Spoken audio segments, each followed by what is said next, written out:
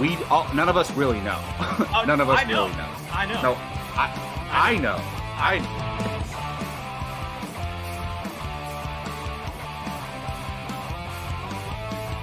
Perfect timing, Keith. Keith, what's up? Your favorite movie of all time. Step 9. Oh, good.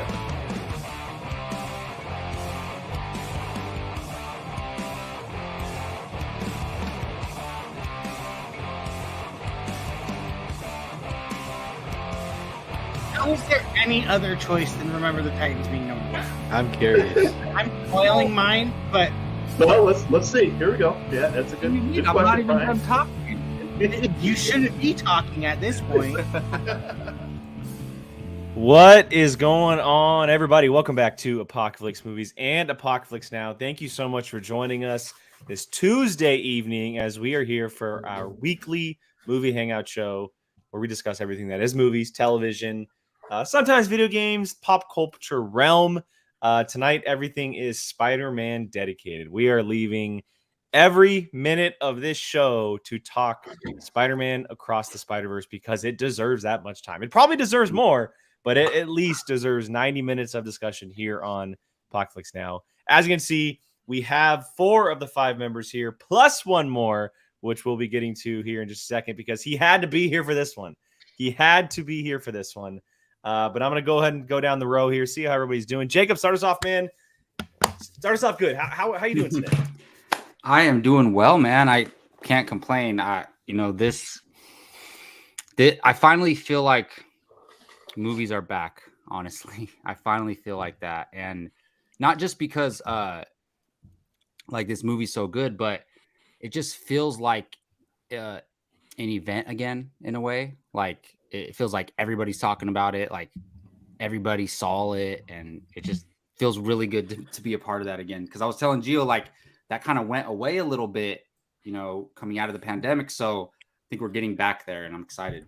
Wait, Quantumania didn't do it for you? Not necessarily. Oh, okay. But neither did Black Adam. So, ooh, hey, Avatar didn't. Oh, yeah. Hey, not when all my fellow film buddies are like, no, it sucks. So, who said that? I think you were waiting for the movie summer. No, to be fair, I thought Avatar was the best film last year, and I just got pushed back on that. But that's fair. Everybody's opinion. There you go. Hey, Samir's with you. Yeah.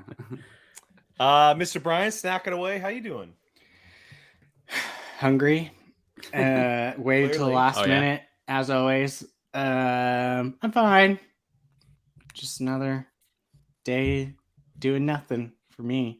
Right, Jacob? No, you actually get a summer break. I don't. So that's fair. Congratulations. One day. And Gio? What's up, guys? Well, since our last meeting, which was 2 weeks ago, I have officially closed the book on the DCEU by watching a certain movie. And, well, that's all I can say. Just trying to move forward now. So I thought you were going to quit your job, and I was like, no, I need that pool still for the summer. No.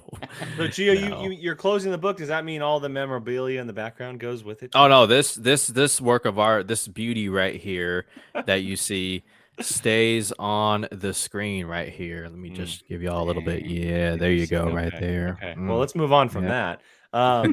Saving the best for last. He is here to talk Spider-Verse with us. He's back, Mr. Amuru Moses. What's up, man? What's going on? Thank y'all for having me, as always. I appreciate it. I kind of bogarted my way into this episode. I've been waiting. We don't mind.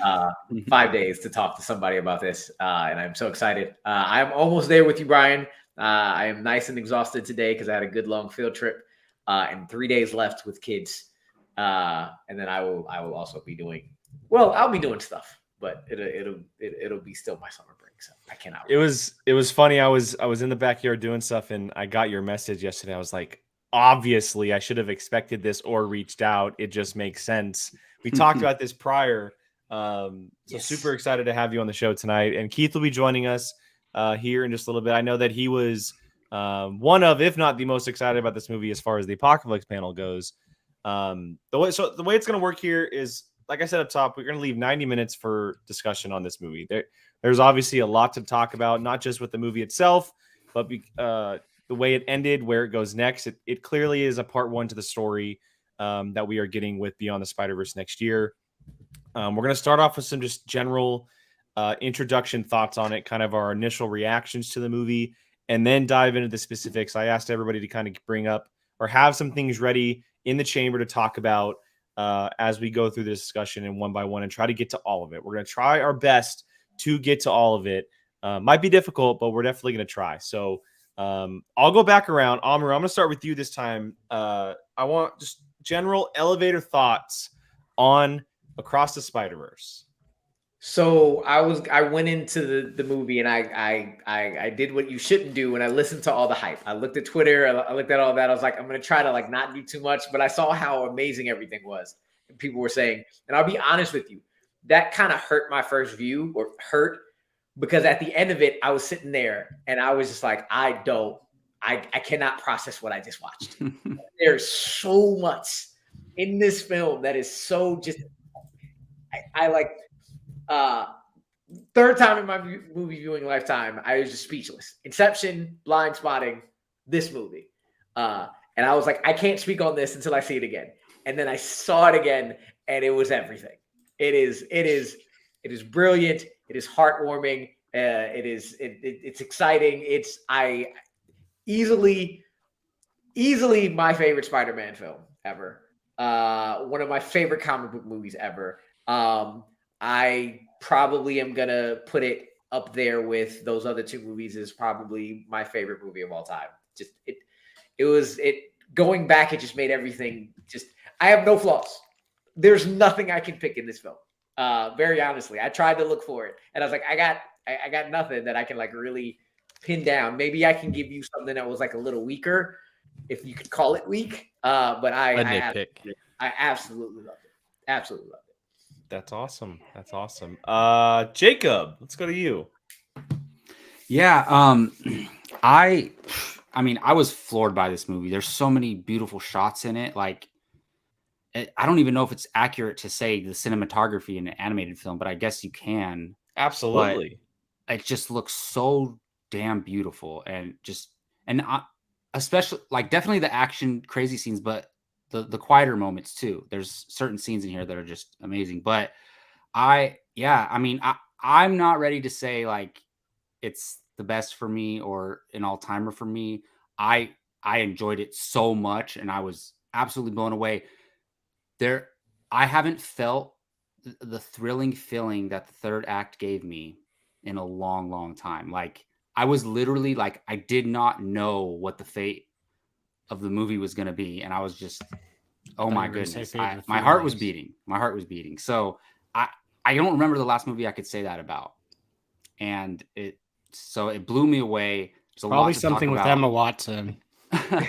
I do. And I should say my heart was beating fast. Of course, my heart was already beating. But I will say I do have a couple things that are questionable for me. But I could be wrong. So I'm curious. I'm going to ask you guys about them later to get more perspective. But overall, absolutely. I'm sure we'll explain something that clears your head up, Jacob. Absolutely loved it, for sure. It's usually what happens. Gio, I'm going to go to you next. But just quickly for myself, I was blown away by it. I went on a Sunday afternoon. I was by myself, and I really enjoyed it. It was a lot of fun. It's everything I expected it to be because, like Amaru mentioned, all of the online chatter about it, people talking about it, kind of where it stands as far as not just animation movie, but sequels and comic books and just everything that was thrown its way. I don't know if I'm ready to say it's the best Spider-Man movie, but it's no lesser than number 2. So it's 2 or 1, depending on how long that has to sit with me to move up if I watch it again. But it's no less than 2 for me, which, I mean, there's been some really good Spider-Man movies. So that's a really good spot to be in. And the fact that it's better than the first one is saying something a lot as well. I'm really excited to talk about it. There's a lot of stuff to get into that I'm very excited to get into. So, Gio, you go next. Yeah, I pretty much agree with what everyone has said so far. I do have one nitpick slash flaw, and it's something that a lot of you have probably read about with the initial screenings of the movie in regards to the audio dialogue. But other than that, I mean, the best thing I can say is that to me, it's so difficult nowadays to continue pushing the boundaries of animation, right? Whether it's video games and how they do that stuff or movies, but this right here just takes animation to another level and really raises the bar on the whole medium. And I got the feeling again that I didn't experience for a long time since maybe back in the peak Pixar days, where like I'm looking at animation with a whole new different kind of awe and surprise. Just what they're able to pull off from a technical standpoint, blending different animation styles together. And then you add the incredible music, the score, the Metro Boomin music, all of it just coming together. And what they've been able to do with this Miles Morales character, who there's a real conversation now, if there wasn't before, about who's the more popular Spider-Man. And I'll say this right now in regards to popular comic book movie characters. I think Spider-Man may have just surpassed Batman as 1A and 1B now, where for the longest time it was Batman, but now it may have just flipped. This movie, incredible. Believe the hype. Go watch it. And finally, Brian. It was okay. No, I'm kidding. Yeah. I mean, it's funny because I still remember when the first one came out, and Jake, you and I lived together, and I forget what, but I ended up just going and seeing it alone. You didn't want to see it. You didn't see it originally. You didn't care to see it originally. I didn't want to see it, and that's where I was going. I didn't remember if that was the reason or not, but I just didn't want to see it. I remember I was like, this looks so stupid. It looks so blurry and blah, blah, blah. And then I ended up eventually going and seeing it because it was like, I felt like I was on an island and everyone else has seen it and said they loved it. And it's like, all right, fine. And then walking out and just being like blown away. And then ironically, this one comes out, not the same mind, but going and seeing it alone, but like seeing the theater like packed with families and kids and stuff like that, but also people my age and older. And just, yeah, it was just another one of those experiences where it's just, you kind of like remember certain ones. Like I remember going and seeing Black Panther and how excited everyone was. I remember seeing Endgame and how excited everyone was. This was kind of like another one of those things where you know people are excited to see it. And I mean, I was genuinely afraid this movie wasn't going to live up to the first one. And yeah, they did a really good job. I'll stop there. All right, well, let's get into some specifics. I wanted to touch on something just quickly. Oh, nice, bro, nice. Speaking of phone calls, Gio mentioned something while he was talking. The audio in the movie is kind of what I want to just quickly touch on, and this is just my opinion. This is what I got from my experience. The only time I had slight issues was the very beginning in the opening with Gwen Stacy. Right, that's the only time. I didn't have an issue with the rest of the movie. It just definitely felt like in moments of her talking, not the whole time, but in moments, it was a little difficult to hear because of the music in the background. But outside of that, I had no issues for the rest of the film. I would argue one other thing. I agree with you on that one. Personally, I would have liked the volume a little bit louder for when Spider-Punk was talking. I don't know if it was just me or not, but there were a couple times I had a really hard time, and I get he's kind of like Daniel Kaluuya. And I think they made him a little bit more like soft-spoken-ish, But like there were a couple times where I was like, what? Like, that could also be because his accent was thick as hell. Well, also he says a lot of stuff off camera where like they're like running and fighting and he says something, but it doesn't show him. You just hear him make a remark, like a funny jab at the end like or something. When he said use your palms, like I didn't really get that. You could until miss I it saw quickly. him. Yeah.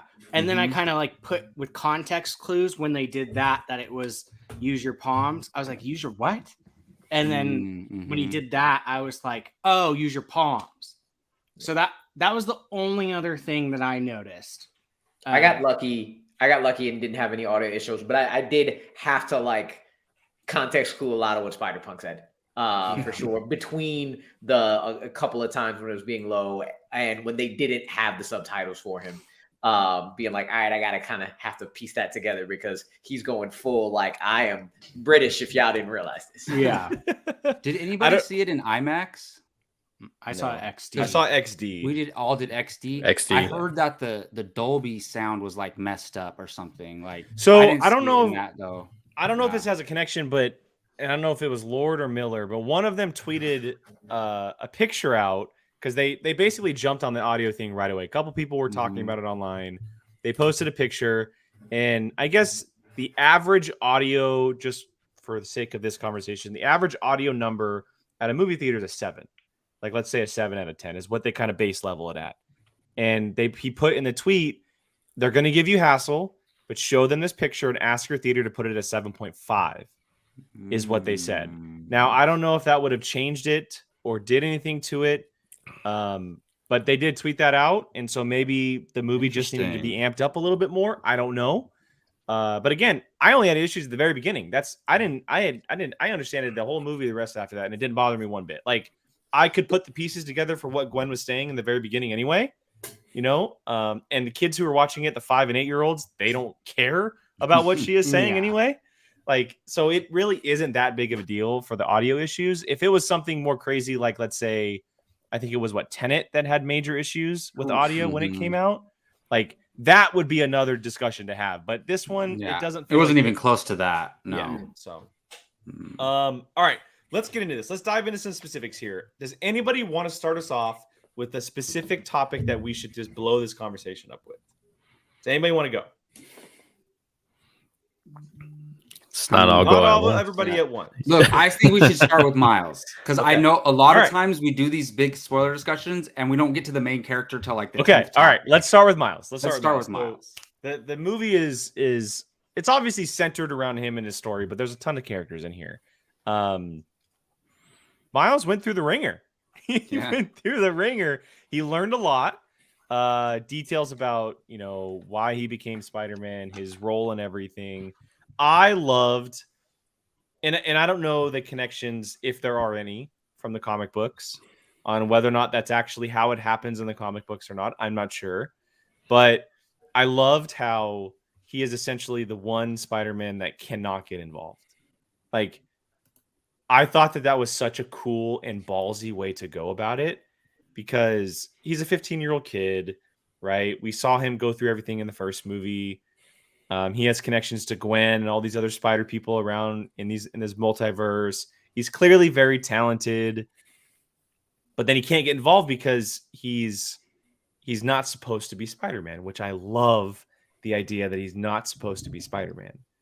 And it again, it just blows the doors open to what the story possibilities can be and kind of what it means for the Spider-Verse and the fact that he is Spider-Man, that's already a big deal in itself, but what kind of comes there afterwards and the learning about, and again, everybody watching, spoilers, but the learning about how the captains are all supposed to die and he wants to save his father. And I love what they did with the character.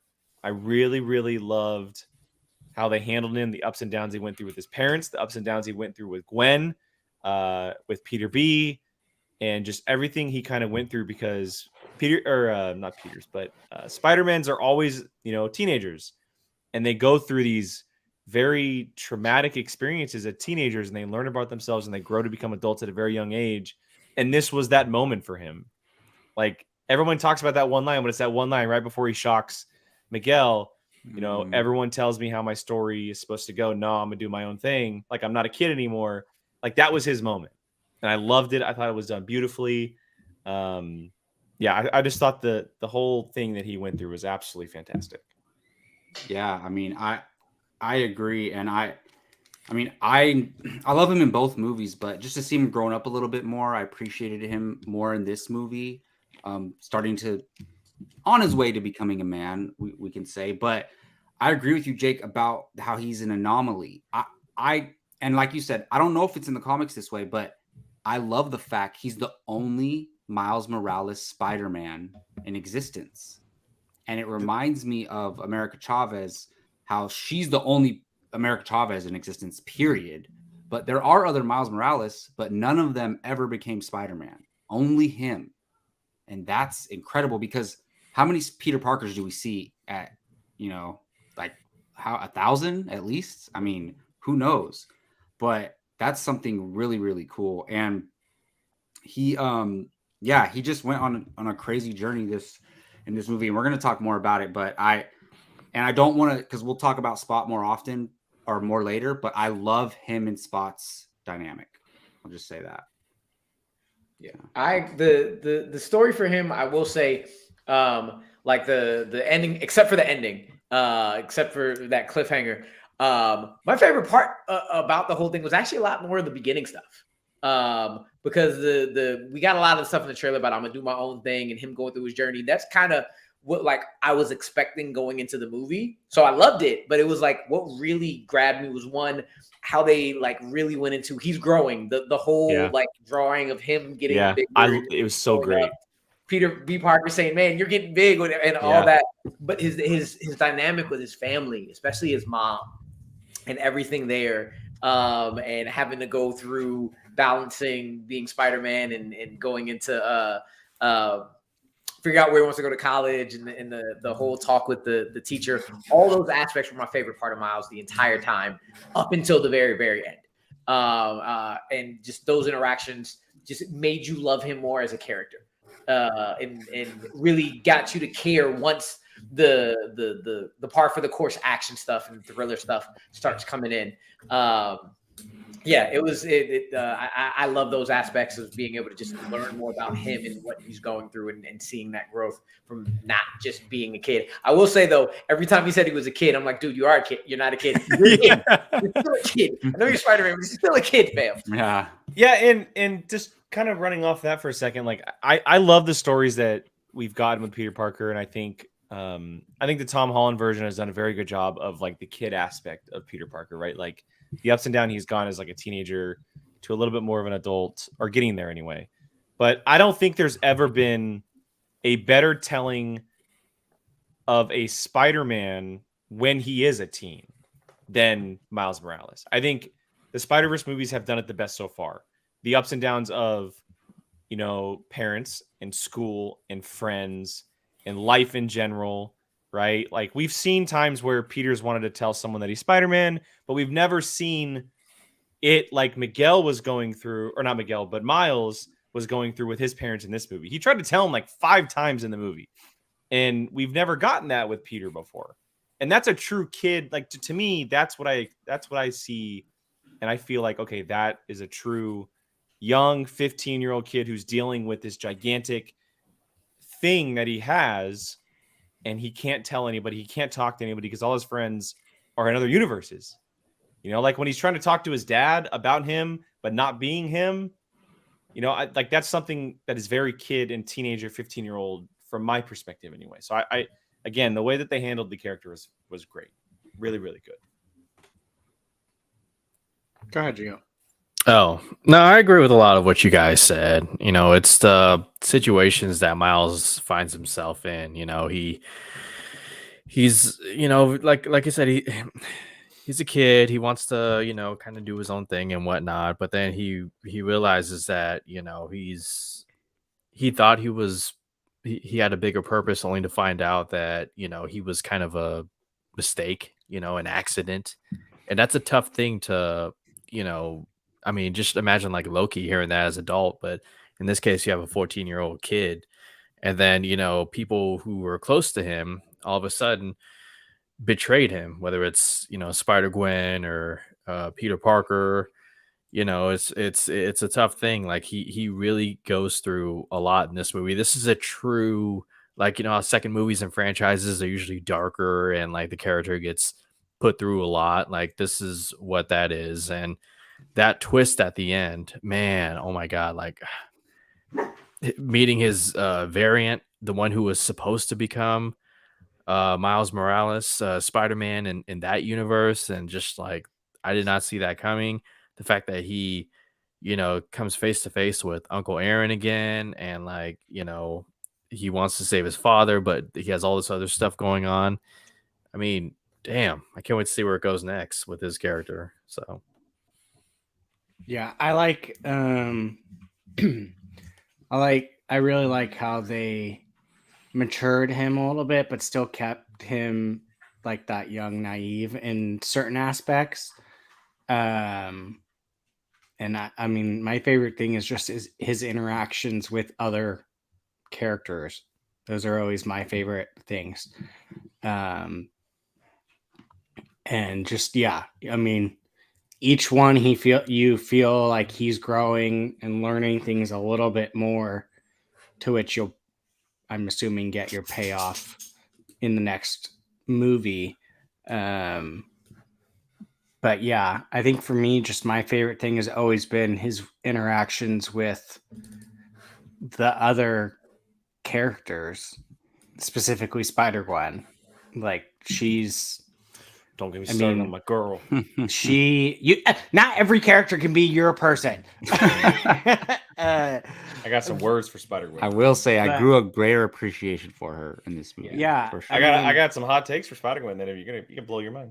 Yeah, she's just. I mean, she carried the movie just as much as he did. Like, it's her, in my opinion. It's both of their movies. It's definitely as much her movie as it is. 100%. Remember, she is a Spider-Man. She's not Spider-Gwen. She is a Spider-Man. Yeah, but I mean, like, as far as but yeah, they're all Spider-Man. Yeah, Spider people. Well, not even people. Peter Park's car. Oh my God! I was and dying. the T-Rex, so great. T-Rex was great. I want a T-Rex live action spinoff. That's all I'll say. My live action. So funny. Yes. It's funny because the thing that I've caught myself thinking about most now is like what each character's like life-changing event is. So like, what is Peter Parked Car's one? Did his dad get, or did his uncle get like fender bendered, or like? No, his dad got his dad went to the scrapyard. Yeah, it's just like those types of things, like where I'm just thinking about, or like the cat, a spider cat, where I'm like thinking like, does his uncle get run over by a car? Like, it's just like things like, it's horrible, but wow, it makes you think, like, when they put this type of like logic into your head where you're like, okay, well, this is kind of, I mean, this saying that it kind of extends to like any Spider-Man movie made here on out, like that. I mean, and I read a thing that Sony said that them working with Marvel has never been better, and that they basically just gave them the keys to the Spider-Verse, like as far as connecting things and whatnot. And I mean, hell, if it's like this, they're looking good, because like I've never wanted Miles more to jump in, although I do hesitate because I do quite enjoy the hell out of him in animation, but like, I don't think it's going to happen as soon as everyone thinks it's going to. I don't think so either. It'll take a minute. And I don't think it needs to. Like, I don't the either. dude is thriving in these movies right now. I don't either. And it's, I mean, as much as Tom Holland's like the Spider-Man, you ask kids probably 16 and under, they're going to say their Spider-Man's Miles Morales. Like, maybe. I get, not even maybe. Like, when I definitely think it's a maybe, Brian. For my 8th graders and below, like, he's 100% they're Spider-Man, because I decorated my classroom with characters, and the very first person they asked next to Black Panther is, when are you going to put Miles Morales on the wall? Yeah. So I think it's- they all know who Peter Parker is, though. That's the thing for me. It's like everybody knows who Peter Parker is. Yes. I just think doesn't mean they like him more, though. No, I know. I just think that his draw has just been something I don't think anyone ever expected it to be this level. I mean, I just think everything they've done with him, I love. Yeah. And the couple questions I have that y'all about stuff y'all brought up is with the variants happening and everything, and Miles not being the Peter, it made me question a little bit, or I thought about it now. One, is there a Gwen in his world? Is there a Miles in Gwen's world? But more than that, was Miles and I like calling him Miles Prowler now because of Miles Tales Prowler.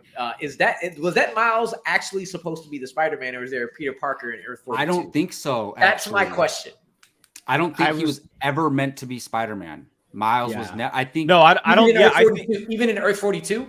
I think there was a Peter Parker there. I think Peter Parker was supposed to be Spider. I don't think a Miles Morales was ever supposed to be Spider-Man. Ever. And I think he was just always supposed to be, at least in 42. Well, actually, Prowler. no, wait. I'm gonna go against that and say that I think they might say it in the movie. I think he says it.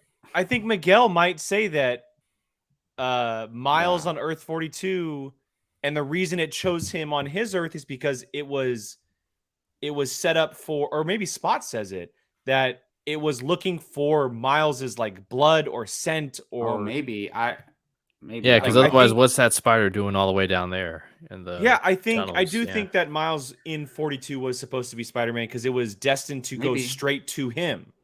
That spider was going to bite Miles. It was about to bite Miles right before it went through the portal. So there's a drawing. Yeah, they do a drawing of it. That's what it is. They do a drawing, and then it's pulled into the portal as he's. There's so many blink and you'll miss things in here. So that's cool. Yeah, there's like it's like on a piece of paper. Yeah, sounds like it's not. So I don't know. Good evening. What's up, Keith? Hey, how are you? So look, we don't want to spend too much time on Miles just because there's a lot to talk about. Obviously, we want to make sure we leave enough time. I want to get to the Miguel stuff. I want to get to the whole Spider-Verse stuff. I want to get to Gwen, obviously. If I had a decision, just because I might be leaving a little early, I would love to talk about. Let's go to Gwen.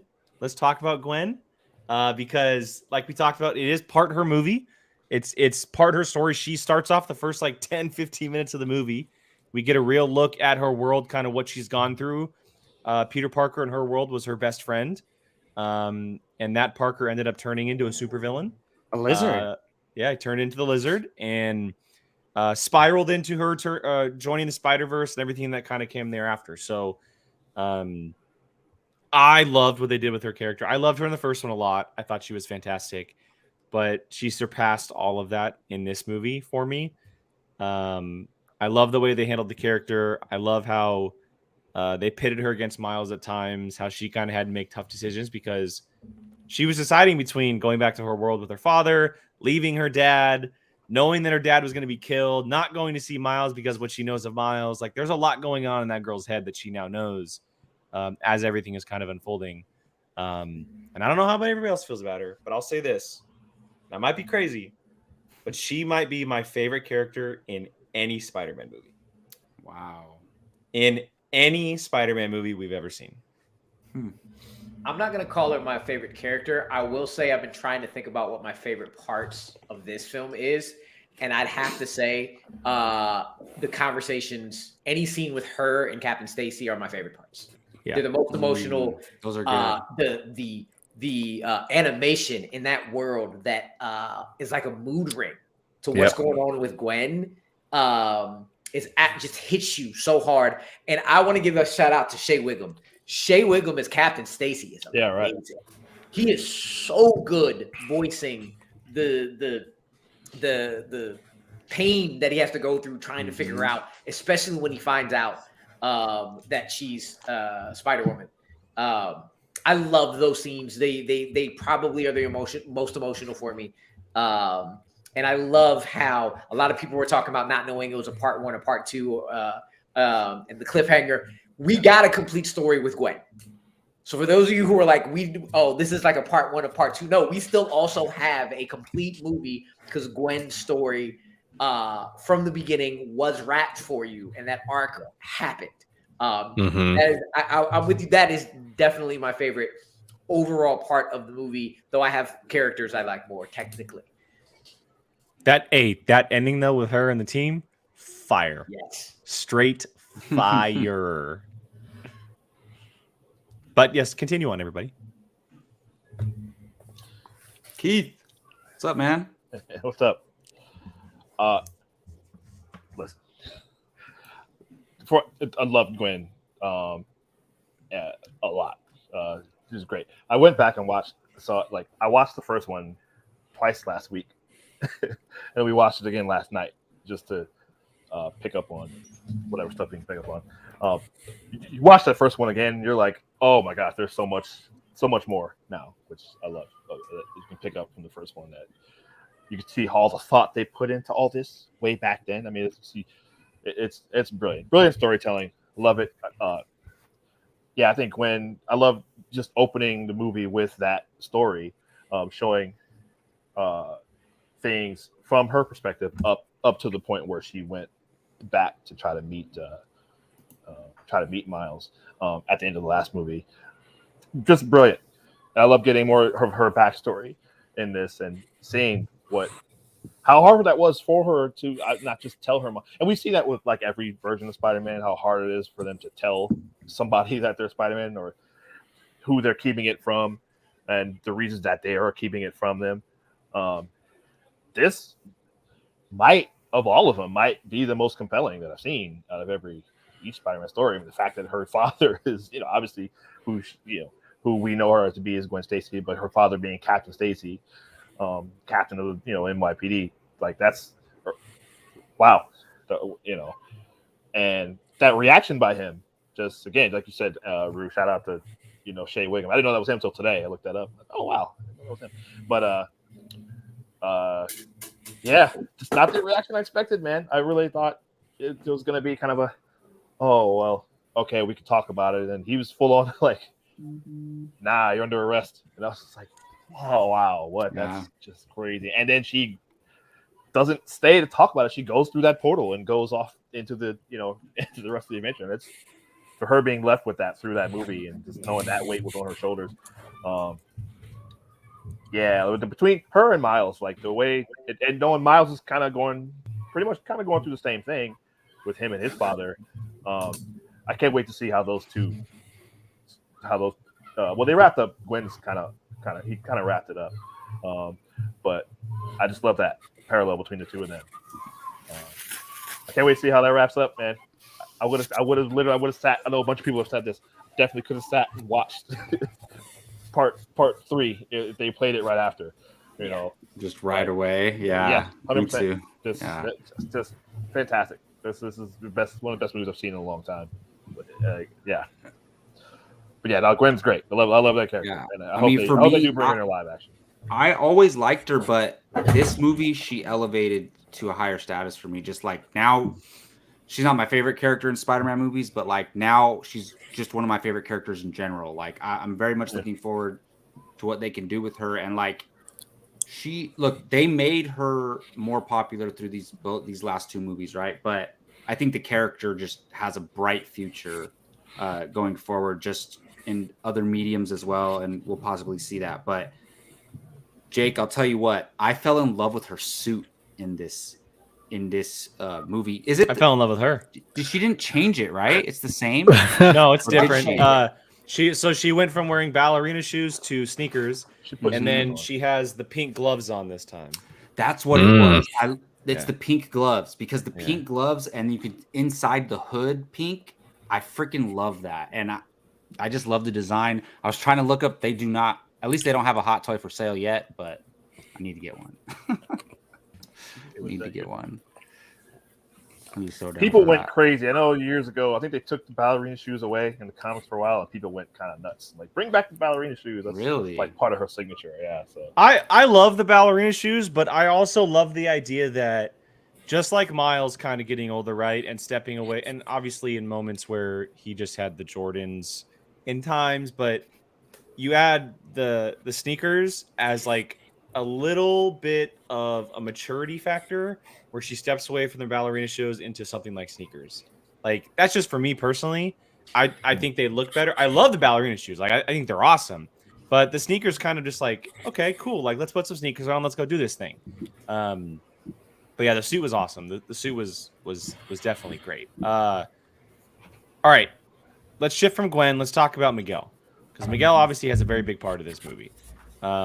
He brings all this together, the Spider-Verse. He's in control of all of it. He was the first what was the name that they kept using? Anomaly. He was the first anomaly, right? We learned about his kind of backstory about what happened. he says. And he's in control of everything. And Miles can't be a part of this, and he's doing this team thing, and obviously it doesn't go well, and Miles ends up beating him at the end for a little bit. We're gonna see him back clearly. How did we feel about Oscar Isaac as the character? How do we feel about the character in general? The portrayal of him. Did his arrival, Spider-Man 2099, did he live up to the hype? I think so. Although I was confused for a minute, I did think he was a vampire, only to realize he's not a vampire. He's just technically like a venomous spider. He has like he has that in the comics too. He's got like retractable fangs. Yeah, so that's why I had to like go home and look it up. I was like, isn't that like his kill shot though? Like he was about to kill the vulture in the beginning. It's supposedly so. The paper vulture, by the way, was fucking fantastic. Yeah, that was cool. So good. Or maybe he can like subdue, like knock him out. Or something. Who knows? Yeah, that's what I was gonna say, because that's what in the comic books apparently. Because I had to look it up, I didn't know. I was like, is there really a vampire Spider-Man? I love the nod to it. By the way, someone was explaining him. I don't know which character it was, and they were like, "Yeah, he's the headshot kind of vampire sucker Spider-Man." Yeah, it is like blatantly just like just slowly went over it. It was great. I think Peter B. He said that. I think So it's basically he has retractable fangs that paralyze you temporarily. That's like retractable talons and fangs that secrete poison. That's what it says. Yeah, and it temporarily poisons you. So Keith, our resident encyclopedia nerd. Yeah. So I thought he was a great villain. What I loved about that is the fact that they went to that shot of him about to like bite Vulture, and then they cut away from it, and then they did his serum shot, but they didn't explain it. Yeah. I really think they're gonna dig real deep into his story next one, 100%, because they left a lot of that untold. Mm-hmm. Yeah, because at the end of it, I was like, okay, but what about the vampire stuff? Like, that get into it, I was like, okay, they have to dive a lot deeper into Miguel next. And how his whips are electrified. Yeah, or his webs, like those things are sick. They're not just regular webs. Yeah, I wonder if that's something he made. I feel like that's part of the Venom shot. Part of his suit. Gotta be. I think from the future. I think we'll definitely get more of his backstory, because just the little bit I looked up to see if he was a vampire, the place that they kept trying to go to, that science lab or whatever, that is his Oscorp in the comics. So like, and that's where his spider came from. Right. So I think it makes Alchemist, right? Yeah, Alchemist. Yeah, yeah. So they're like the other evil corporation. Yeah, they're essentially his Oscorp. So, I mean, I'm sure that's not out of coincidence. They could have picked any. They could have literally just kept it Oscorp, but no, they changed it to that one specifically. So, I would not be surprised if you get much more of his backstory in this next one. So you guys Alchemist in the first one too? Well, that's what Yeah. it's all based Oh, off was of. it? That's where the Spot character worked. That's what where- it's Yeah. all based Oh, on. yeah. Well, that's yeah. what the super collider was. Yeah. Apocaflix. So you guys Yeah. are saying that Miguel's hiding something and he's actually more like menacing than we think, or something for else? sure. Well, Yeah. I don't think. Or there's just something about him we don't know in general. I think that he is one of those people that like is gonna end up being like not necessarily evil, but like keeps so much stuff to themselves that it seems evil, and He has he's so selfish intentions. and yes, and he is so convinced he's doing the Yeah, right thing I that know he's what you willing mean. to do bad things, and then in the end someone will teach him that what he's doing is wrong. until he's proven wrong, Yeah. he's gonna be moving forward on the path that Yeah. he's on. Yeah. You know, do because like do he bad thinks, things or let bad things happen. yeah, like he in order thinks to- that, and they might be, but he thinks that all these anomalies, like everything is gonna fall apart, right? And Miles, during that kind of like interrogation scene where you can see, which I thought was a beautiful scene, where slowly like all of the spider people start moving in until they're circling Miles and they're listening to Miguel and Miles kind of go at it. Before he And jumps in out the window? That one? Right before everything starts to happen, right Oh, okay. right when he learns that he can't like about the Spider-Verse essentially is when I'm talking about. Miles has that line of, well, how do you know that this is going to happen? Yeah. Right? Like, we don't know if the Spider-Verse is going to break if this happens. Miguel built all of this because of something that he went through, but I don't even know if Miguel is sure that will happen. Listen, this exact same, and we talked about it, how whenever, I don't know, Kang, what do you call it? Ant-Man Quantumania came out, but at the end of Loki, it's almost the season finale of Loki, almost the exact same conversation. You know, where they had the same thing, where Loki and Sophie are like, how do you know like that's what's going to happen? What if that doesn't happen? That's what it reminded me of. The exact same thing. He's trying to convince them that, well, listen, I'm the only one that's keeping all this together. So if you get rid of me, everything's going to fall apart. And her argument was like, and even Loki too, like was, yeah, but maybe not. You know. Yeah, and we had, You don't know and that. it's, oh man, it's crazy. The whole canon events too, like people are supposed to die, Exactly, and you gotta make sure it happens. Right. So, okay, just question before we move on. Is Miles, because it kind of is pseudo connected to everything now, especially with Donald Glover's appearance, which we have not mentioned yet. Donald Glover's appearance, chef's kiss. Is Miles a Nexus event? I don't think so. No, I don't. You don't think so? Okay. My whole thing was the thing that I kept thinking. Seems like a about- Nexus event. Just saying. Maybe, but I don't.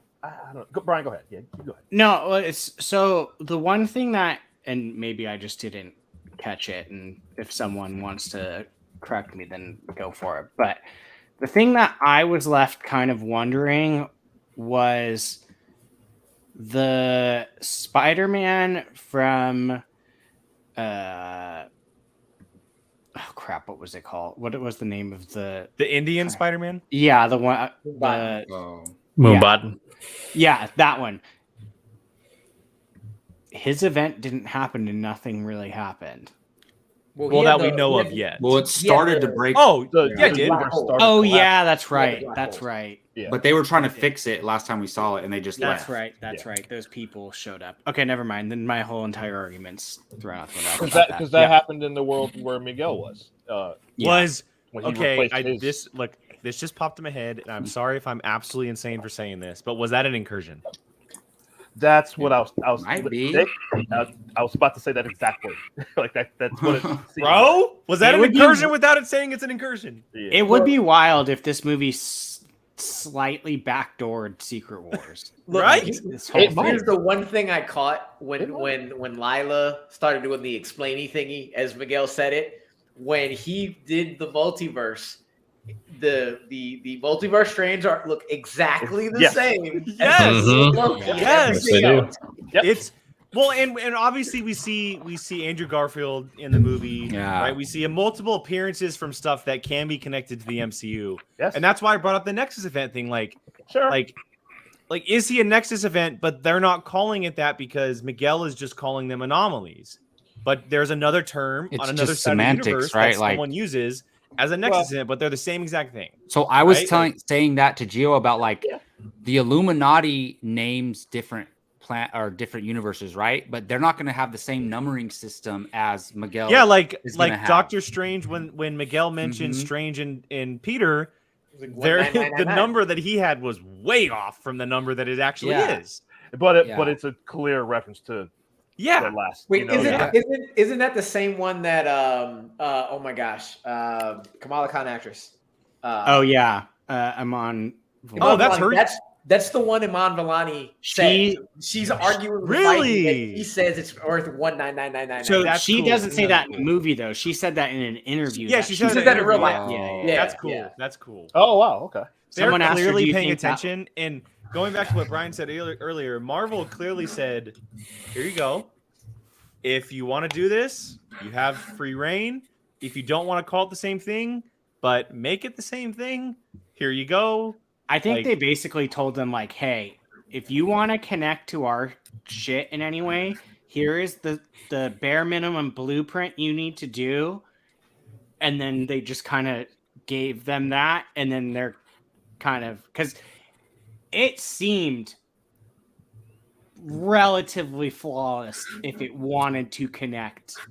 Well, and Venom, They've already the done store it. clerk. They've done it Yeah. with this Yeah. is Shen. They've done it with Venom. They've done it Yeah. with Morbius. They've already started the breadcrumbs. It's funny to me that thing. some people try to argue that they're not connected, and I'm So, like, they're all literally- connected. They're No. literally telling us they're connected. Like, Listen. So here's my thing that I left the movie theater thinking. Are they going to somehow use the backdoor excuse of that's how Vulture ended up in Morbius's world? Maybe. probably, but they might not ever. Because we address never that. got an explanation but- of how makes much. I've heard that from somewhere else. It makes much more sense. Yeah. It makes I way mean- more sense than the stuff that happened in No Way I Home don't- or whatever. I don't think that was intentional though. I think Well, no, also- but I'm saying But like it cleans they it up could- though. Yeah, yeah, it does. yeah, 100%. Also, I don't think it matters. I don't think we'll ever see that come to fruition. Exactly. No. That's exactly what I'm about to say. They'll never. Well- I think they just threw that out there. Just You could potentially see Vulture again. I don't know about Morbius, yeah, sure. but 100%. But- Maybe, like, it would- but if he's in Morbius's world, I doubt it. not unless someone comes and gets him and throws him back to the one he's supposed to be in, because that's what we saw Sure. Prowler So- was doing. Regarding them crossing over, here's my one thing about this. It's not a bad thing, but it's just a question. When Spot goes to the Venom universe, he's still animated. Yes. When live action characters are shown in the animated world, they're still live action. If Miles goes to the live action world, based on what they're showing us, he's going to be animated. Who Not framed necessarily. Roger Rabbit? Not Let's necessarily. go. Well, There because you go. Roger Rabbit Not in the necessarily. MCU? Nah, I don't know. Maybe not. But we saw that in Doctor Strange when they were passing through different worlds. They were Yep. changing to those. Oh, Mhm. yeah. At that So- same world. Who knows? I'm he just might be wrong. saying it. Yeah. I would say, I would agree, Jacob, if he would have stepped out of the portal.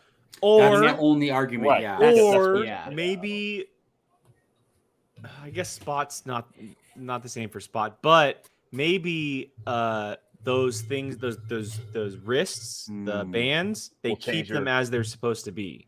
Well, Maybe. That's Look, Like there's possible, something yeah. that kind of keeps them, and then I know the Spot thing is obviously he's traveling differently with his Spot stuff. might be In the- like he's different. Spot might be Yeah. different from everybody else. He stays In the- animated all the time. Maybe in the first movie, though, they call Spider-Ham is a cartoon. They call him a cartoon, Mhm. so they think he's ah. animated. You know what I'm saying? But why don't So- they? Why do they show us live action characters then? Like that look different. Yeah. I don't know. With all the billion scientists that are millionaires in the MCU, they can figure out a way to turn Well, someone from animation to They'll do regular a form. spell. They'll be like, They can "Why are do you it. animated? Here's a They can spell. do it. Boom, you're live action now." They can do it. I think It's with interesting though. It's definitely interesting. Yeah, yeah. Well, I think and Brian just kind of might allude to kind of what you're saying about them. They can clearly like when they're making this trilogy here, the Spider-Verse trilogy, like because they were doing this 5 years ago. I mean, this movie, so they had all this planned out, and I think that maybe in terms of trying to incorporate it into the MCU, like with them kind of using, and Jake, maybe you might have a point, like maybe them kind of using different terms for the same things. I wonder if, I think maybe they were the ones doing it first, and then kind of maybe seeing what direction the MCU is going to go in as far as this multiverse thing, and if they can find ways to, because remember this movie was supposed to come out last year, and and the third one's supposed to be out now, So I wonder if maybe they delayed it because, and with kind of what all the changes that, in terms of release dates and production, even reshoots and stuff that the MCU did, maybe they were tying all that stuff together. And over the last 2 years, maybe they've kind of been finding little ways to tie those two things together, tie the two universes together. And if it doesn't work, they can still keep it separate because they're calling different, using different terms and phrases, even though we're seeing scenes from these other universes. And because I noticed specifically because they don't show Tom Holland or really anything from his universe. That's just what I by saw. name. Just by name. That's it. Yeah, I was like, didn't they basically come out and say he was in this movie? Other than Donald Glover. Sorry, other than Donald Glover. Other than him. But No, I don't think so. Oh, I could have sworn That wasn't Donald Glover from Homecoming? Yes. Right. Yeah. Well, maybe. It could be a maybe. variant. I think it was. I think so too. I think it's a clear nod that that 100%. I think I looked at it once on IMDb. He's listed as MCU. Okay. Aaron Davis. Wow. Remember, he was buying Then Chitauri. there's the connection right there. Right. That's the truth. Yeah. Because he was buying weird Chitauri weapons, so maybe that's what he had. Those claws. But I know what you're saying. They show shots of Andrew Garfield. They show shots of Tobey Maguire. They don't show of Tom Holland or anyone else. Well, we also have to keep in mind that Miguel was a little PO'd at them because of what they did. Oh, maybe. So maybe he He's wasn't get showing them out of my on face. purpose. Like Maybe he wasn't showing them yeah. on purpose. Yeah. All right. Well, before we continue on, I actually have to head out. So I'm going to head out. You guys continue on Spider-Verse conversation. Rue, thank you for being on. Gentlemen, have a good night. And I'll watch us back. Thanks, guys. Jake, hope everything's okay, man. That's it. Yeah. Thank you. Appreciate it, guys. All right. See you later, man. Yep. Dog saying bye too. Guys, That I didn't don't- get it just because I came in late. I have to say this because I've been dying to say this. I saw this movie. This movie of the year. Yeah. So far. 100%. I don't know. I You agree. saw Barbie around the corner, so Wait, movie of the that year looks so really far, or movie of the year? At least definitely so far. Oh, so far. Yeah. 100% so far. I mean, Oh, yeah. so far, yeah, for sure. And I am going to be campaigning for Best Picture nominee. I hope so. Spider-Verse. Because Yeah. this 100%. they had this. This is what I talk about this on this channel for years. This is storytelling, the attention to detail, the stuff. Like I said, they had this all clearly planned out for years. And Lord and Miller. I'm telling you, Geniuses. yes, absolutely.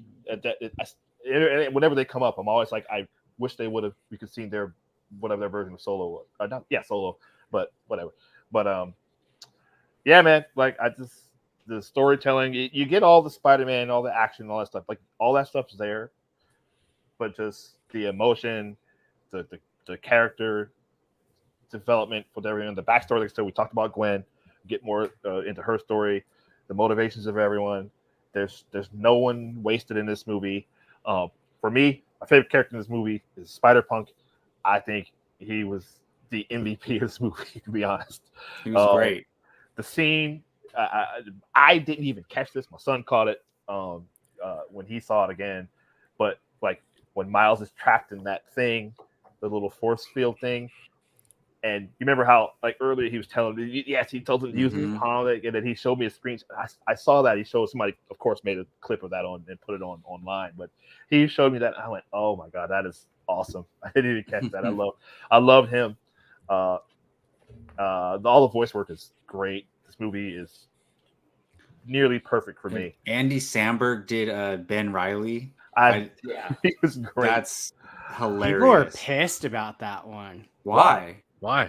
People are saying that they turned his character into a joke. Oh, you haven't heard? You're talking about the way they portrayed the character. Yeah, people are. Yeah, here's the thing. pissed. I don't know anything about. Okay. Like, I know he's from the Clone Saga, and he thought he was Peter Parker or whatever.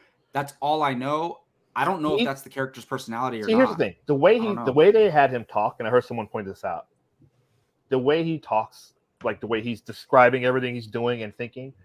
That's how comic characters were in the 70s and 80s. Like you read they had these thought panels, or not even thought, they'd be saying out loud what they're doing. All right, I'm looking down the alley. I'm going to go down the alley. All right, now I'm down the alley. So that's what it was a reference to. That's what he's doing. Yes. Like that's so I never read that. Is that when that storyline came out? Like, the Clone Saga was in the 70s, I think. I'm pretty sure. Was it? It might have been the 60s. Yeah. Maybe they were overdoing it back then, and that's because I heard people didn't like that storyline in the comics when it first came out. So like maybe they didn't like that, but that's all he was doing was he was over explaining his settings and his emotions. Because if you read comics from that era, that's how they were. Like they talked to themselves and talked about everything they. I have a little action figure of him, like an unopened Legends figure, and it's worth like $90. But I've had it for like 10 years. Wow, yeah. That's crazy. Cool. Yeah, it's pretty cool. Yeah, but I don't know anything about him though, other than the Clone Saga stuff. Yeah, I loved every character in here. I didn't.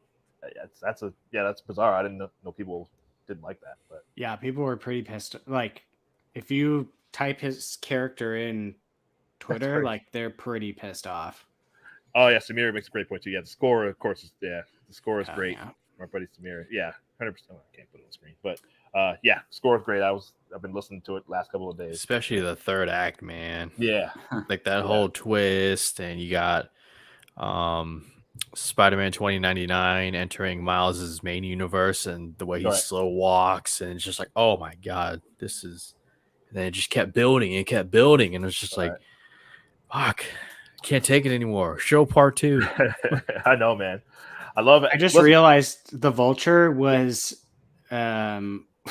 voiced by one of the other guys from the Lonely Island. Oh, the other guy. Yeah, not Akiva, but the third guy. Yeah, Jorma something. Yeah. Yeah, man. Am I the only one that actually like caught?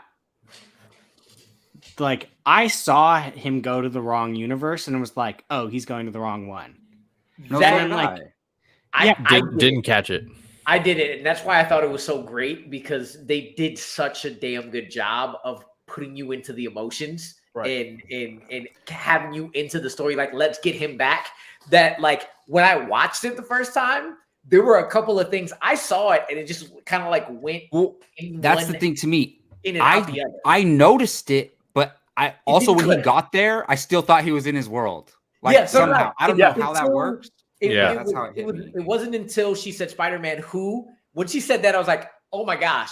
They said that when she says you changed your hair, I should have known, right? It was there, but it didn't register. That's when I picked it up. Hey, they didn't hide looks completely different. The mom doesn't know her own son or what? Yeah, they didn't hide it at all. And I was like, you idiot. Like, they showed it to you. They handed it to you on the platter. And you were so into this film or into the story that you were not paying attention. You know, the movie, when the movie starts, they show 42 right before the movie starts. Yeah. It's like they were literally shoving it in our face. Well, if you go back to that's what that was. In the first one, it was like an emblem or something that said 42, or like a mark on the spider or something. I don't know. Right before he gets teleported, it 42 pops up, and that's when I went, oh, he's going to the wrong one. And then that's when it kept going, and I was like, is this supposed to be like a thing? And then like when I was in the theater, people went, oh, when Miles, and I was like, wait, why is everyone surprised? They showed it. They say what number his universe is, and it's not 42. Yeah. It's 1610, When he puts in 42 on the machine, I was like, what is he doing? But then I forgot about it, and then he's at his universe or a different universe. Yeah. In the first one, when he meets Peter A. Parker, when he's in the collider, when he goes back to kind of investigate and try to find the spider. You know that scene in the first one where he meets Peter Parker and their spider sense kicks off? Yeah. If you go back and watch that scene, Miles' spider sense is that green and purple. Mm-hmm. And then it changes into the red, white, and blue that Peter has in that universe. That was a question I had. Why does him and who Amanda Stenberg plays, the cyber chick who's going around, why do they connect? Because they was they're the only ones that connect the same way. Just and like she's like, yeah, oh, you're a spider person. Spider too. bite. Like everybody is spider bite. Why do they connect and nobody else does? Because I was like, there's something more because she's also on the team at the end. Right. She's at the team at the end, and second, she knew where he was going. Right. On top of that, and let him go. Because it's she saw where he was going, and maybe she didn't know what world he was going. That's another thing I'm wondering about in terms of terms of that kind of connection for Spider-Bite. That's interesting. That's interesting. Oh yeah, it's like Spider-Bite spelled like B-Y-T-E. Yeah, yeah, of course. Yeah, that's another thing. You wouldn't have noticed that there's the spider glitch in the first movie before fighting. Would never. That's crazy. Never noticed. Went back and watched it. Like, oh my gosh, it was right there. They were planting the seeds. It even okay. When also, it was dead. I didn't realize the Spot character that happens in the first movie. Yes, the bagel where he throws the bagel at the guy. The bagel, yeah, I didn't realize that. So like we saw him create his nemesis in the first movie, but we didn't know it. You don't see it because when they're running out of that lab, they're running out of the cafeteria part.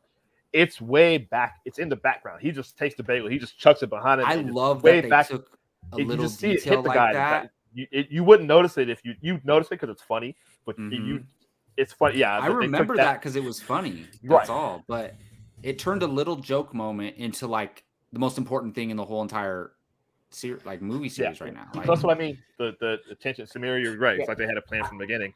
Yeah, I think the detail it's beautiful. I love that. I love that. That's how you. I think it was really good what they ended up doing with Spot, especially the fact that like he was gone for like a good 25-30 minutes, but they took him from being the joke character, the villain of the week, and slowly and surely got really, really, really menacing. Yes. And because I will say, first time I watched it, in that first interaction we see in the trailer, I was like, all right, this is cool, but this is I don't want to like force myself to laugh at this. So I hope this is like just the start, and it's exactly what it did. Right. It just kept building them to become a more interesting villain. And I loved how they stretched him out in that. Well, because when he went away, like I thought he was gone. Or he's gone. They got rid of him. Like when he went through his own hole there. Like you thought, we're never going to see him again. Like that was it. You think he's just going to be especially and they introduce him in the trailer. Like, okay, this is just one of those. The early villain. He's gonna fight real quick. Well, because usually we see that in comic book movies, right? In the first act, they fight some random villain that they defeat easily and they never return. But they flip that on its head, and to me, it plays into this whole thing where like Miles is fighting him on his phone while he's eating, and fighting him. Right? It's also like be careful how you treat people. Like don't take anyone not too seriously. Like don't make fun of people. Like it can come back to bite you. Like sure. And it's like or kill you. Yeah. Miles, like the way he was, not that he should have been like nice to him or anything, but like the way Miles was handling it, not taking it seriously, ended up causing him a lot. So I loved that dynamic between him. And like Miles eventually says he's my nemesis. Like he admits it. Like he finally is now. Yeah. It's like the Joker in Lego Batman, where he's like Batman was just like, "You're not my what." Batman doesn't do shit. And apparently, the Lego Spider-Man is one of the best guys they got. And oh my god, that was so funny. The whole Lego world. Yeah. I couldn't believe that. And like they kept cutting back to it. Like I was just like, what are they doing? Is this like important to the story? Like they cut back to it like 3 times. I heard that was done by some kid. I guess it was a 14-year-old kid. Yeah, that went viral. Yeah, for making a stop motion. 14-year-old kid animated the whole thing. Yeah, that whole part. That's amazing. Yeah. That's so cool. I didn't know that. Yeah, that's awesome. Isn't that crazy? Dang. Yeah, man. I got a couple more things, but go ahead, Brian. I don't know. I was just gonna say, I wish we could just like see and get like more of just all these different Spider-Mans because it's just so cool. Like, I mean, no, I know. Like that's the tough thing. Like, I want to see a lot of them, but there's not enough time. Yeah, like I want to know more about Peter Park's car really bad. Like yeah. that was great. Go ahead, Jacob. Wow. That made me We need the laugh. origin story of all I these guys. No, I actually, Gio, I wanted to go to you because like I wanted to know, was there anything that didn't work for you in this movie? No, other than what I just talked about with the With the audio sound? in the beginning. Like I Okay. can't find a flaw in this movie. In fact, I'll take this opportunity to once again talk about how beautiful the animation is. I Yes. keep thinking about the shot where I Spider know what you're Gwen talking about. just Mhm. casually walks on the bottom of a statue, and then the animation flips, Oh, and then like I'm trying to pay attention, but I'm just so like, that's what am I cityscape. watching? It's the My- city upside Oh. down. My Mhm. wife I was just, like, "Wait, wouldn't all their blood go to their brain? How is that working?" Right. Spider people, The whatever. spiders. And I'm just like, this is not just another movie, another sequel or something. This is exactly what people were saying when the reactions came out. Like, arguably the greatest animated movie ever made, one of the best comic book movies ever made, one of the best movies ever made. This It's movie just should be nominated for Best Picture this year. It should. I It really agree. should. 100%. Because if it 100%. doesn't, that means 10 more movies were better than it. No, And that's crazy. not happening. That's just No. crazy. Okay, I have one little nitpick. Fine, okay? we'll nominate it if it gets rid of your Killer Moon nomination. Fine. I'll take Okay. it. They have enough nominations, Brian. all right? Tired of your score. Hey, I'll make that trade, Brian. I'll make that trade. Okay, Perfect. All right. so does anybody else notice? So when Spider-Punk, like, first of all, he's awesome. I love the way he like wants everyone to go against the man, fight the system, whatever, Yeah. right? He says, by the way, I quit. He knocks his device off, leaves it there. Yeah. Then all of a sudden, it's at Gwen's house. Can somebody explain that to me, please? No, he Yes. did it on purpose. He gave it to her. Yeah, he gave it to her. I don't think that was that. What? Y'all It doesn't remember happen when anymore. y'all remember when they first start walking in and he's like, I wonder what this does. He's Let picking me up grab pieces this. of. Let me grab this thing and put this here. When you look at it, the watch has the spikes on it. I think he built it. He built it. I think that's what he was doing as he was Yeah. walking through the headquarters, Okay. putting things away. I was like, ooh, So what does this do? I think he built took it out of another that. one and took his off. I Like, think because that he clearly knocks his off and Yes. leaves it in 2099. he was making another one. Yeah, I think he was making really another right. one. Okay, then I yeah. think that's See, what he did. if that's the that case, was where then my mind went when I perfect. saw it the first time. Was I was like, oh, that's what all that was that he was doing, and he was like, yeah, don't mind me back here. I'm gonna just do my own thing. Then I think he was building his own. because he Kevin knew something. pointed that out too. That he was he going. knew He this kept was picking gonna up go little bad. pieces of stuff. That, yeah. Okay, yeah. I think he- Then if that's true, then I totally forget it. But if they missed that, that would have been bad. If they did miss that, but I trust Listen, them. Like, they didn't miss anything. Yeah. it seems. Yeah. I know except, if you don't except catch having that, a conclusion, but we can talk about that if you guys want. That's my only other. it's a cliffhanger. I mean, that's comic book movies these days. Yeah, What, one comic book movie? this is Every Fast comic X? book movie. I was like, it does hurt that Fast X did it like 2 weeks before. And it, Oh so- yeah. To me, all right. Was there a conclusion in this movie? Yes. I mentioned it Yeah. earlier. For me, What was the conclusion? Spider-Gwen story. That was their conclusion because it's as much as her movie. So the ones who weren't satisfied with it, you got the conclusion of Spider-Gwen story with her dad. That's your arc right there. Yeah. That's your arc. That's your full The- arc. For The dad quitting and no longer Yeah. captain, and That's the There you go. resolution. That's the So- setup resolution. so it's Because they okay- established that at the beginning of the movie, and then that's Yeah. resolved by the end. So that's the arc of the movie. Is Yeah. that. And I'm okay if the answer to this is yes. So it's okay to have the movie wrap up with the secondary character. Like to have, Or- have there be a conclusion. Like I mean, it's Or no a- like having different than Batman movie, way- and only Robin has a conclusion, but Batman doesn't. I it's don't no think- different than the way that Empire Strikes Back ended. Brian, I was literally just about to say that. Yeah, go ahead. Oh, sorry. No, I- that was my thing. Like, it very much gave me that like Empire Strikes Back, where it's like, yeah, the movie's over, but there's still gonna be Jacob, An why do you ending. disagree with that? Infinity War. 2 Towers. No, Infinity War, Thanos wins. No, I think Infinity Towers, War. 100%. Infinity War is a little. I sort of agree, but yeah, it's a little bit different because that movie could stand on its own, like Thanos. Because again, from Thanos' standpoint, he did what he set out to do, and that's it. Yeah, you know. I mean, that was Thanos' movie. Let's be honest. Yes. Right. But Towers is a good. That's another good. I'm coming around. The Flash on the. I'm coming around on the Empire Strikes Back because people have mentioned that to me before, and it feels very Star Warsy. But now that I think about it, what was the conclusion of Empire Strikes Back? They escaped Cloud City, and then they were just hugging at the end. And one of the characters were gone, right? Listen, Han Solo's Han frozen. was gone. So Darth Vader's still out there. He's looking for Luke. Luke just is getting his hand repaired, and he's just like, we have no idea. If you were around at that time, you have no idea what's going to happen next. So, if I'm going to complain about this, then I have to complain about Empire Strikes Back, which I'm not going to do. At that time, people did. Suck it. People had the same reaction. No, look, you guys changed my mind. And Infinity War.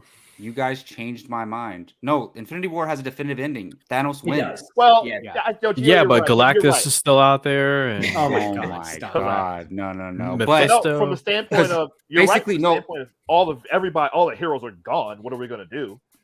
Like that. So if I were to argue a conclusion for Miles, it was him beating all the other Spider-Men and escaping 2099. And he even says it. He says, "I beat them all." Yes. Meaning he literally had 1,000 Spider-Men coming after him and they couldn't stop him. That's pretty big. So and interesting. He thought he won. He thought he got away. And then Jacob, you act like you've never seen a cliffhanger ending to anything before. No, the thing to me is to me, a movie has to have a conclusion, honestly. I think I feel like that should be in the definition of movie, it story started with Birdman, a moving picture with a story that has a beginning, middle, and end. It had a conclusion, but it opened up a new thing right at the end where you're like, oh no, what's this? So we have a new problem right at the end. I look at it. I look at it very much like I looked at the original Star Wars. There is clearly I don't know, this, let's say it's this shape. You have that corner, the middle, and then the other shape at the end. So it's it 1 through 3 of this Spider-Verse was clearly planned out. They had one. Okay, this is what we're going to do in the first one. This is what we're going to do in the second one. This is what we're going to do in the third one. So to me, I kind of, does the movie ended, but the big story, no, there hasn't been a conclusion. Yeah, we're still working our way through it. But if you end up binging them 1 through 3 straight, it's just going to be one long, continuous story. And that's how we watch Star Wars. Well, that's the thing. If like I said, I was going to say Back to the Future. He goes through the whole thing. He makes it back home. Everything's all good. And then all of a sudden, Doc shows up and it's like, Marty, you got to come to the future with me. There's something wrong with your kids. And then the movie ends. So it's like same the start of the next. Right. Exactly. Yeah. Part 2, same thing. Yeah. So what do y'all want to see, or what do you hope you don't see in the next one? What I'm really excited about, because back in Sacramento. when the other Miles talked, I was like, oh, that's not Shamik. That's somebody else. He's doing a really good job. It's Jarrell Jerome from Moonlight. And when they see it, and just his whole dynamic is just dark and just like he is the shit. And I am really, really excited to see the two of them interact. Yeah. What I'm a little worried, I'm not worried about it. They're going to kill this film. But what I'm like, all right, y'all have so much to wrap up in this movie. You got Spot, you got Miguel, you got Miles versus Miles, you got the Spider-Verse, you got Gwen bringing the team back. You did it already in the middle one. So I am excited to see how all of that interweaves without feeling like it's overstuffed. But I'm really looking forward to Shamik Moore versus Jarrell Jerome. Because that dynamic's going to be dope. And Mahershala being back a little bit more. That's going to be nice. Yeah. I know I love him. So Yeah. I could easily see them doing for Miles Morales what they did for Spider-Gwen in this movie, where like the first 15 minutes is catching us up with that Oh yeah. Okay. Miles and Uncle Aaron, and then like boom, the title card, and then Miles and Miles. Yeah. I mean, I don't think this is a hot take, but I would assume the Spot is going to be a horrible, bad villain that in some way or another they're going to all have to come together to stop him. Because I mean, he went from like being like, oh, Miles could probably take him one-on-one to I left there going like, oh damn, they're going to need all of them to stop him. Extinction level event. Yeah, exactly. Yeah. I mean, and not just for the multiverse. Also. Yeah. Like, who knows what his holes can do? And I think that's one of the reasons. Pause. I wonder if one of the reasons maybe they don't show any MCU stuff, like other than Donald Glover, if that is who he is, because there's other heroes in that universe that could. Oh yeah. You know what I mean? Like you need like the Avengers to stop this guy, maybe, or Doctor Strange or whatever. They mentioned Doctor Strange, so obviously he, at least a couple people are aware of him. He's a little busy with Clea. Sure. Right you're right. That's a good point. Right, but technically that's all kind of related somehow. Like it's but they're in a different dimension now right now. So the only thing, if I were to, this isn't a criticism at all, but I just wondered why in this movie none of these characters, especially having gone and watched the first one 3 times in the last week, nobody's like, not one person points out this isn't Miles' fault. This was all Kingpin. No one is like Kingpin did this. Like everyone's putting all this on Miles. Like he just happened to be there and got bit by that spider. He didn't. For the last 30 minutes, I was trying to figure out the whole canon event thing. I had an idea, and thank you. You brought it up. Miles didn't ask for this. Right. He didn't become the anomaly and do it himself like Oscar, like Miguel did. Miguel did it. Miguel actually did it, and to me, I was thinking maybe his world disappeared because he made the choice. Right. Miles never made the choice. Miles was given this. Yes. So maybe it's not an anomaly. It's a thing that is supposed to be happening. Right. That's a great point. And don't tell Miguel that. Well, but see, that's the thing. I hope to see that someone point that out in this next movie. Like, but would he listen? Probably not. Yeah, I don't know. Maybe not. Probably not. He seemed pretty set in this. But I wanted, it goes back to what we were talking about with him earlier. I wonder if this is the thing where if somebody could show him the error of his ways, because I don't think he's like villainous. Like I think Brian, you were talking about that. Like he seems like he could probably be turned around. They're gonna need him. Baby Parker crawling on his face. I think he's gonna see how dangerous. Jacob, I want to say you made me almost say the Spot. I think he's gonna see how dangerous that is, and be like, "All right." You talking about Miles? Don't need him to stop him. 2099. No. Oh no. Oh, you're talking about Miguel. Yeah, Miguel. Oh, I think Miguel's. So I was gonna say, like, is everybody gonna team up and take on Spot? Like, I'm talking Miguel and Prowler. Like, or what's gonna happen? Like, that's. I don't know about Miles Prowler. That one I don't either. know. And I low-key kind of want that to end in a different way. Mm-hmm. Miguel, I think so. Yeah. But I kind of want the Miles, Prowler, and Aaron story to kind of wrap up some other way than them joining in as well. Do you think they'll either of them, like, will that Uncle Aaron, maybe, will he die? Will that Miles become good guy? Evil Miles become a good guy, you think? I don't know. I think they'll leave him a villain? I think so. Yeah. Wow. I think they'll leave him a villain. That's crazy. I think that he's gonna just happen to escape that world. Like, oh man, that's crazy. I don't know, man. That makes me sad. The other thing, somebody's got to be a Spider-Man there. Yeah, that's a question. Good point. Well, no, there hasn't. Who's Spider-Man? Remember? Yeah, like there hasn't been one because there's Spider left, so there's no Spider to bite someone. That Peter Parker, I think, he's still there. So maybe they'll figure out a way to make him Spider-Man, and then so that world will have one. Because it seemed like the world was like crime ridden, right? Like there was, it seemed like it was all messed up, like nobody to police the streets or whatever. Like, so I think that was the result of having no Spider-Man, right? Basically. So either that Miles or that Peter will become Spider-Man. I think they'll try to figure out a way for that to happen. The Spider-Man and Prowler, nice. Yeah, no, I mean, I don't know. He looked super mad, and he did. Yes, he was like, "Why would I do that? Like, why would I let you go?" Like, it's interesting. Man. And the thing for me is, so this means when the uncle walked in the house, he knew right away that wasn't Miles.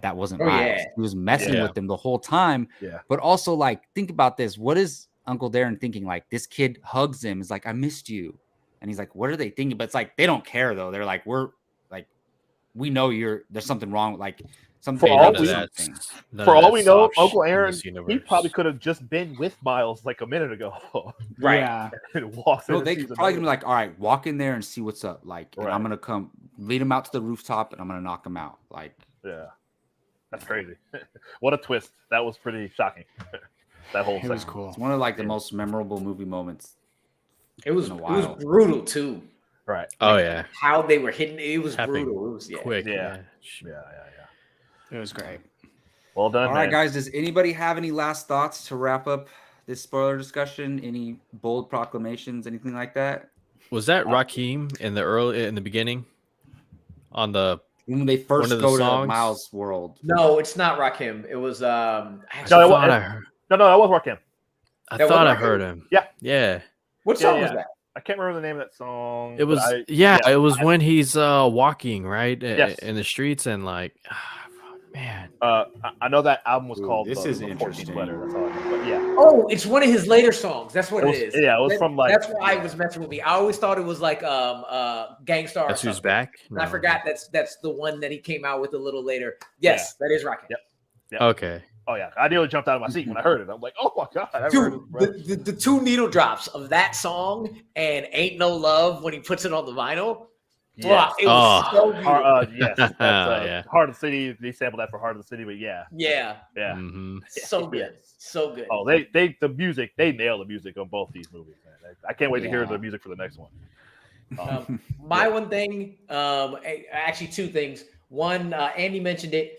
I thought it was really cool, but I did question why Jefferson's last name is Morales now, and I did look up that they actually like address it in the comics that he can't be Jefferson Davis anymore because of the Confederate president or whatever. But Jeff is now Jeff Morales, and they didn't really like. I would say that was one thing. I was like, oh, they didn't really address that the name actually changed. But I guess if I go back to Into the Spider-Verse, they never really mentioned Jeff's last name ever. They only go to Aaron Davis. Yeah. So they just mention it now to really like do that. I was wondering about too. Maybe he remarried mom. And I looked up in the and there's something in the comics where she's not bad looking. He legally changes his name to Jeff Morales. Interesting. Yeah. And the other thing I want to shout out, Paviter Prabhakar, Spider-Man India. Great. So good. Dude. So great. Yeah. Loved him to death. Yeah, and it's funny how he's like, being Spider-Man so easy. Like, I just beat up these bad guys so easily, and I go to school, I barely have to try. And it's like, that's how easy being Spider-Man is until you're Let's say cream. Yeah. That was hilarious. So Keith, so before Into the Spider-Verse was your favorite Spider-Man movie, is it still? Oh no, this is moved of course ahead of it. This is one. They're 1 and 2 now. This is number 1. This Into the Spider-Verse number 2. I'm sure the next one will be probably now number 1. Let me ask all of you this: 2 movies, 1 more to go, but is 2 movies enough to put this in the Mount Rushmore comic book movie trilogies? Yes. Already? Probably, yeah. That's great. I think, like, how badly would a third one have to suck in order? I don't want to spoil. I guess I shouldn't say what. Just devil's advocate. This. Yeah. Oh, Brian, what do you know? You know something? No. I'm saying like because we were gonna rank them today, but it's fine, and like our minds can change by the time we do the ranking too. Like it's I mean, I still have No Way Home number 1, but I think this is number 2 for me, and that's for for it to pass all the other Spider-Man movies for me is a big deal because I'm a freaking Spider-Man nut. I love Spider-Man. And like for this to be at number 2 is a big deal. And like I still have No Way Home number 1 because I can't just keep saying every movie is my top 5 comp movie. Like I think this I actually think This movie dunks all over No Way Home for me. It's not even close. I think I feel the opposite way. For me, I still at this point think Into was better. Okay. I don't know. Sure. But it's like my friend who hasn't seen these literally texted me the other day and was like, should I go see these movies? And I was like, are you crazy? Like, these are the best Spider-Man movies. And he's like, really? He's like, what would you rate them out of 10? I was like, Into the Spider-Verse is 10 and this one's 9.99. Like it's right there. Like, and he's like, oh, okay. Yeah. So, I hear you. I feel you on that. I was thinking about it all weekend. Like, which one of these do I love more? I think I would give this one the edge. I don't know. But I think for me, it's harder because it is so much a middle one. Like, yeah. Just, I think that's kind of, whereas like the beginning, you have like, I don't know. We'll see. That first one was such a surprise. It was such. I think that might truly, honestly, be what it is. Just because, I mean, like I said in the beginning before we started, like I did not want to see the original. I thought it looked stupid. I was like, oh, why are they doing it this way? And then I walked out there going like, I don't know if I've ever been more wrong in my life. And just like, so I think that probably has a lot to do with it also. You just never know, man. Yeah. You don't. And whether it's animated, live action, whether it's 2 hours, 4 hours. Oh, yeah. You just never know, man. Doesn't matter. It doesn't matter. I mean, and I'll say our minds can change. I can go rewatch it and now it's number 1. Who knows? But this is one of those movies you watch again and you're going to catch something new every single time. You guys helped explain a few things for me that like kind of, okay, I can see this now. So I don't have to go back and watch it again, but I definitely am going to go back and watch it multiple times in theaters, as should everybody else, in my opinion. All right, that's going to wrap it up for this episode of Apocaflix Now. Thank you all for joining us. We didn't get a chance to get to the rankings, but I think we're probably going to end up doing that next week. Probably. We'll see. We'll go ahead and let you guys know what the plans are for that. But thank you for joining us for the spoiler discussion of Spider-Man Across the Spider-Verse. If you want to find any of us Apocaflix guys, all our personal links to our Twitter accounts are in the description below. And come check us out every Tuesday for Apocaflix Now at 7 p.m. Amaru, thank you so much for joining us, man. It's a pleasure to have you. It's good to see you again. Especially to talk this movie. You got anything going on, man? Anything you want to plug? Twitter handles, anything? Y'all know me, Bite Size Breakdown. If you're not following Bite Size Breakdown, please go do so. We're continuously trying to grow, doing really good things. One Gotta Stay is still going on. We just had a One Gotta Stay, actually, of comic book trilogies last week. Okay. MCU Spidey, Raimi Spidey, Dark Knight, Captain America, Guardians, OG X-Men. And you only get to say one. That was a really good episode. We had Lon, had Lon Harris and Janine on the show, and it was mad fun. And this month we're kicking off the last year we had the One Geek character tournament that you gentlemen were on. We're not doing a year-long tournament, but we're doing a summer tournament with action heroes by decades. Boy. 80s, 90s, 2000s, and 2010s. And I might be reaching out to y'all if y'all are interested in going one of those. So that should be coming up all this summer. We'll be doing that for One Gotta Stay. But as always, look up myself, Amadou Moses, IG, Twitter, and Instagram, and then Bite Size Breakdown, everything, bitesizebreakdown.com. We'd love your support.